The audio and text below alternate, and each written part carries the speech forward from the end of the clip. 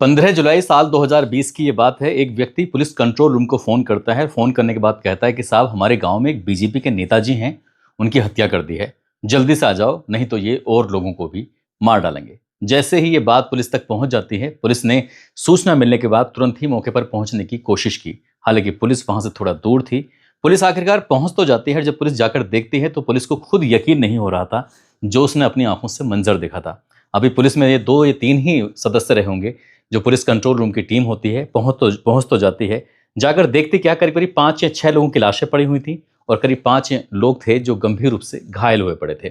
इस बीच में पुलिस ने उन दोनों हत्यारों को पकड़ने की कोशिश की जो लगातार एक के बाद एक लोगों पर हमला कर रहे थे। एक के हाथ में तलवार होती है तो दूसरे के हाथ में कुल्हाड़ी होती है।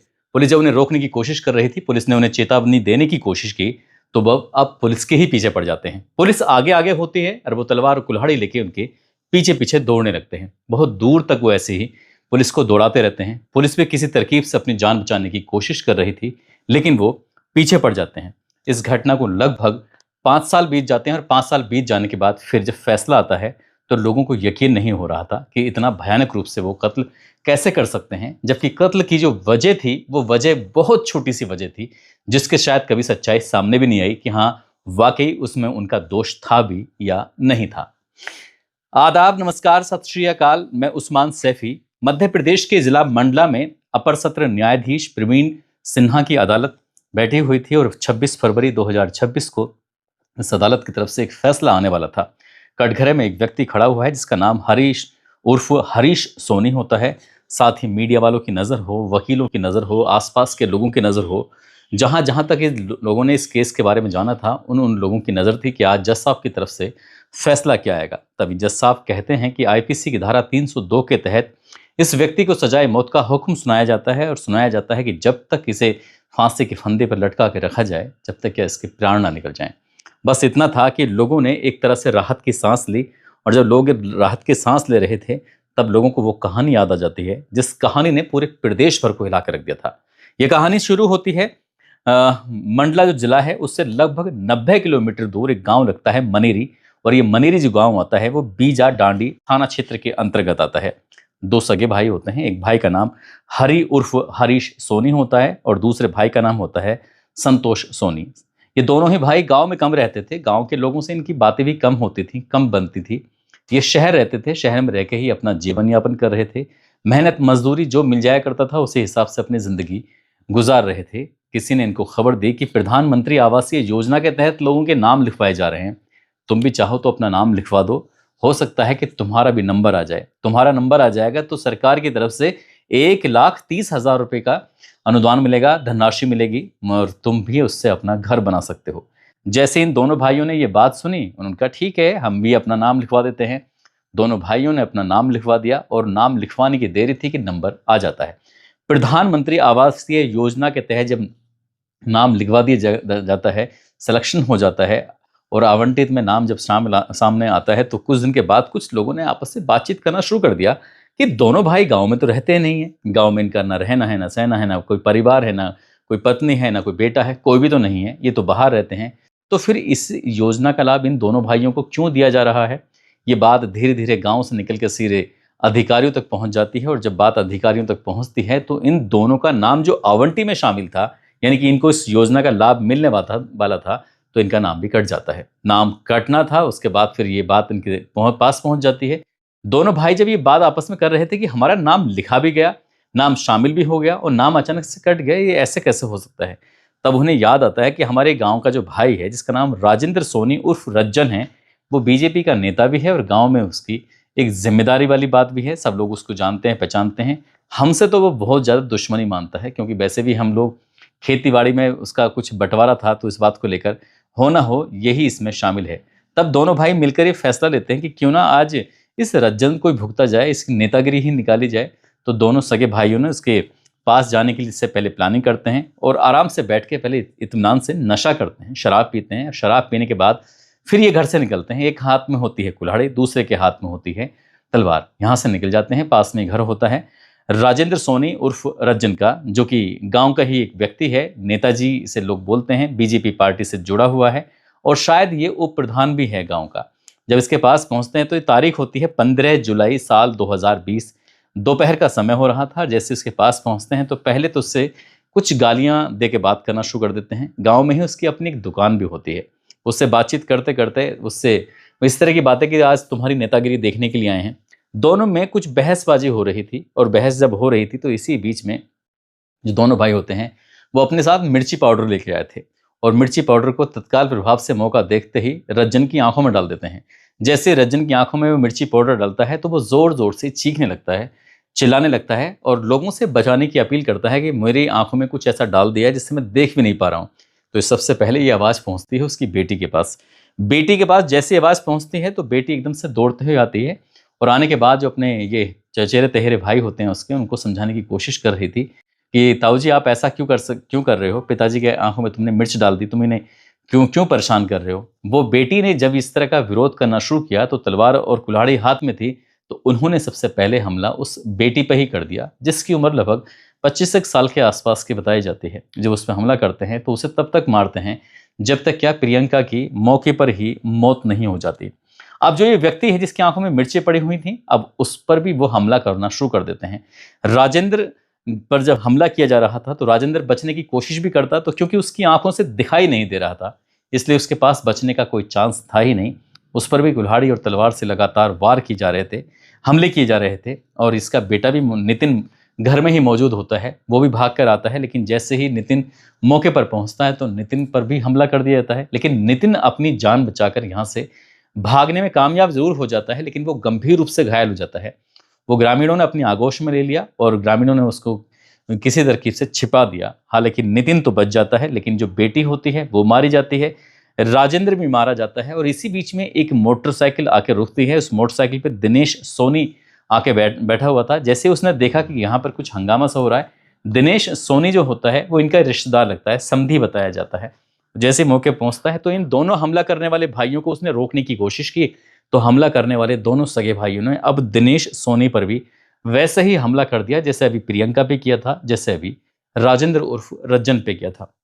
उस पर भी तब तक हमला करते हैं, तब तक उसको मारते हैं जब तक कि उसके प्राण नहीं हर लेते, यानी कि उसको भी मौत के घाट उतार देते हैं।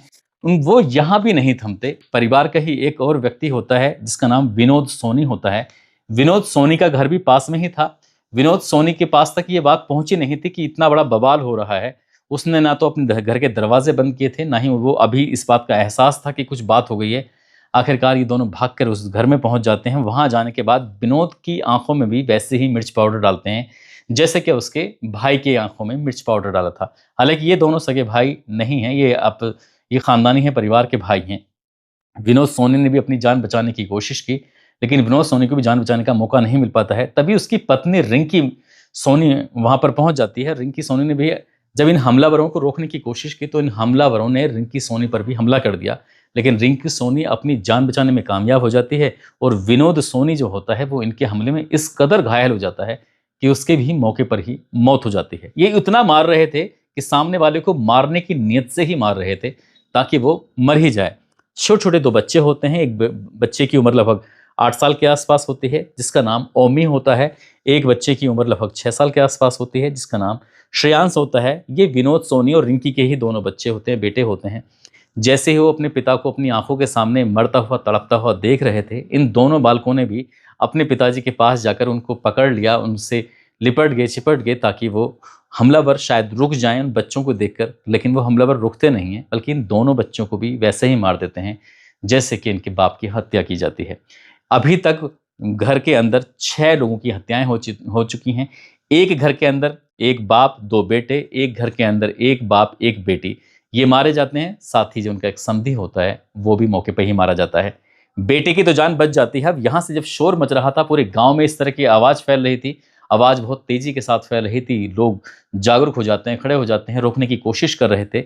और शोर सुनने के बाद प्रमोद सैनी नाम का एक व्यक्ति होता है, जब मौके पर पहुंचता है तो वो भी घायल कर दिया जाता है। साथ ही पड़ोसी होते हैं शानू तिवारी, सुनील तिवारी, ये भी मौके पर आते हैं इस शोर शराबे को सुनने के बाद, और इन हमलावरों को रोकने की कोशिश कर रहे थे। तब ये जो हमलावर दोनों भाई होते हैं, संतोष और दूसरे जो भाई भाई होता है, वो भी आकर इन पर बुरी तरह से हमला कर देता है। हमला कुछ इस तरह से बढ़ने लगता है कि अभी किसी ने फोन कर दिया था, पुलिस को सूचना मिल जाती है, पुलिस मौके पर आ जाती है और आने के बाद देखते क्या है कि इधर उधर लगभग 6 लोगों की मौत हो चुकी है, यानी कि उनकी हत्या कर दी गई है और करीब करीब 5 लोग ऐसे हैं जो गंभीर रूप से घायल हो चुके हैं। और इसी बीच में इन दोनों भाइयों को पुलिस ने जब रोकने की कोशिश की तो पुलिस ने जैसे एक अपना हथकंडा अपनाती है कि अब पुलिस ने तुम्हें चारों तरफ से घेर लिया है, लेकिन पुलिस वाले, उस पुलिस कंट्रोल रूम की जो जीप होती है उसमें 3 पुलिस वाले ही बताए जाते थे वो जो होते हैं। तो उसके बाद फिर वो कहते भी हैं कि अब हमला करने की कोशिश मत करना, लेकिन दोनों भाई कुल्हाड़ी और तलवार लेके पुलिस के पीछे पड़ जाते हैं। पुलिस को बहुत दूर तक दौड़ाते हैं, पुलिस दौड़ती रहती है अपनी जान बचाने के लिए। आई तो थी जान बचाने के लिए, लेकिन पुलिस भी कहीं ना कहीं उनके झमेले में आ जाती है, लेकिन पुलिस वाले बच जाते हैं, उनके साथ ऐसा कुछ नहीं होता।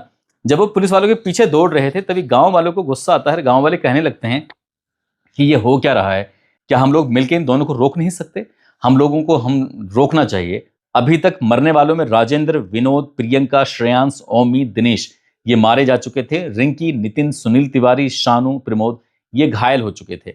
गांव वालों ने हिम्मत जुटाई और हिम्मत जुटाने के बाद फिर जब एक साथ उन्हें ललकारा है, ललकारने के बाद हरी उर्फ हरीश सोनी जो होता है वो एक बुजुर्ग व्यक्ति है, झनकी लाल, और उसकी पत्नी होती है दुखिया, वो उसके घर के अंदर घुस जाते हैं और झनकी लाल और दुखिया बाई को यहाँ से घर से बाहर कर देते हैं। हरी उर्फ हरीश सोनी तो घर के अंदर प्रवेश कर जाता है और दरवाजों को चारों तरफ से बंद कर देता है ताकि कोई उस पर हमला ना कर सके, क्योंकि अब वो गांव वालों की स्थिति और परिस्थितियों को, उनकी नियत को वो भांप चुका था। गांव वालों के अंदर बहुत ज्यादा गुस्सा जाता है, सैकड़ों की संख्या में लोग इकट्ठा हो जाते हैं, लेकिन जो उसका भाई होता है संतोष उर्फ सोनी, उसको मौका नहीं मिल पाता और वो भीड़ के चंगुल में फंस जाता है और भीड़ उसे तब तक मारती है जब तक कि उसके प्राण नहीं ले लेती। एक भाई मर चुका है और दूसरा भाई घर के अंदर है। तभी जो पुलिस अभी दौड़ी हुई थी, भागी हुई थी, अपनी जान बचाने की कोशिश कर रही थी, तभी पुलिस ने वायरलेस कर दिया कि हमें बैकअप की जरूरत है, हमें ज्यादा पुलिस वालों की जरूरत है, जितनी जल्दी हो सके आप ज्यादा पुलिस वालों को भेज दो। इधर गांव वाले एकदम से अलर्ट हो जाते हैं और अलर्ट होने के बाद उस घर को चारों तरफ से गांव वाले घेर लेते हैं। उसके बाद फिर लगातार लाठियां बरसाने की कोशिश कर रहे थे, ईंट पत्थर मारने की कोशिश कर रहे थे, दरवाजों को खुलवाने की कोशिश कर रहे थे। कुछ लोगों ने तो यहां तक कहना शुरू कर दिया, देखते ही से गोली मार दो, जान से मार दो। हरी उर्फ हरीश सोनी घर के अंदर ही था और पुलिस वालों ने जब उसे बाहर निकलने के लिए कहा तो वो बाहर निकल के यहाँ से भागने की जैसी कोशिश कर रहा है। तो भागते हुए पुलिस ने जब उसको गोली मारी तो उसकी गोली लग जाती है, वो गंभीर रूप से घायल हो जाता है। तत्काल ही उसको हॉस्पिटल लेकर जाते हैं, नज़दीकी हॉस्पिटल, वहाँ से फिर जबलपुर लेके जाते हैं और उसको फिर उपचार शुरू हो जाता है। साथ ही जो बाकी लोग घायल थे उनका भी उपचार शुरू हो जाता है और जो जिनके बारे में डॉक्टर ने ये पुष्टि कर दी थी कि 6 लोगों की मौत हो चुकी, जिसमें 2 बच्चे होते हैं, वो पहले ही मर चुके थे, क्योंकि जिस तरह का ये तांडव चल रहा था, हत्याकांड के इस नरसंहार को अंजाम दिया जा रहा था, ये प्रकरण लगभग 2 घंटे से ज्यादा चलता रहता है। पुलिस अगर वक्त पे पहुंच जाती तो शायद इस तरह का हत्याकांड नहीं होता और दोनों भाई खूनी खेल बिल्कुल भी ना खेल पाते। और इनका जो घायल थे, घायल में जैसे रिंकी है, नितिन, सुनील तिवारी, शानू तिवारी, प्रमोद सोनी, इनका कई महीने तक इलाज चलता रहता है। फिर गवर्नमेंट पर भी कई तरह के सवाल खड़े हो जाते हैं, सरकार को भी विपक्षियों ने घेरने की कोशिश की थी। ऐसी ही अखबारबाजी चलती रहती है और उस प्रदेश में ये घटनाक्रम बहुत ही ज़्यादा चर्चाओं का विषय बन जाता है। हर कोई इस घटना के बारे में बात करने लगता है, क्योंकि ये घटनाक्रम जो होता है वो सनेरी के नाम से इसकी बात कही जाती है कि सनेरी मनेरी हत्याकांड ये बहुत ज़्यादा मशहूर हो जाता है। करीब 5 साल के बाद 26 फरवरी 2026 को इसमें फैसला आता है और अदालत इस आरोपी जो इकलौता बचा होता है हरी उर्फ हरी सोनी, इसको सजाए मौत का हुक्म सुनाया जाता है। हालांकि इसके पास अभी हाई कोर्ट है, सुप्रीम कोर्ट है, उसके बाद फिर राष्ट्रपति के यहाँ अपील, बहुत लंबा इसके पास वक्त है। इसे फांसी मिलेगी या नहीं मिलेगी हम तो इस बारे में कुछ कह नहीं सकते, लेकिन इस घटना ने वाकई पूरे प्रदेश भर को हिला कर रख दिया था। दोस्तों, इस पूरे घटनाक्रम को सुनाने का उद्देश्य किसी को परेशान करना नहीं है, किसी का दिल दुखाना नहीं है, बल्कि आपको जागरूक करना है, आपको सचेत करना है। और जाते जाते बिट्टू बिश्नोई हैं जो कि हरिद्वार के रहने वाले हैं, आस्था किशोर हैं, अनुप्रिया जो कि बस्ती से हैं, विजय ठाकुर जो कि कानपुर से हैं। आज इन सभी का जन्मदिन है। इन सभी को जन्मदिन की ढेरों सारी शुभकामनाएं, बहुत बहुत मुबारकबाद। कुछ लोगों ने नाम लेने की अपील की है, जिसमें शुभम दीक्षित, महेंद्र सिंह, जीतू कुमार, पृथ्वीराज सिंह, अनीस खान, सरवर खान, अब्दुल कादरी, आफ्ताफ अहमद, दिलशाद आलम, भरत भूषण जिंदल, अंशु शुक्ला, आर्या दुबे, गौरव सक्सेना, प्रेमचंद अहिरबार, बलविंदर सिंह, मोहम्मद इमरान आलम, केशव सिंह, मोहम्मद इकराम, प्रेम बिष्ट, विनय शर्मा, नितिन कुमार, आप सब लोग अपना ख्याल रखें, सुरक्षित रहें। जय हिंद, जय भारत।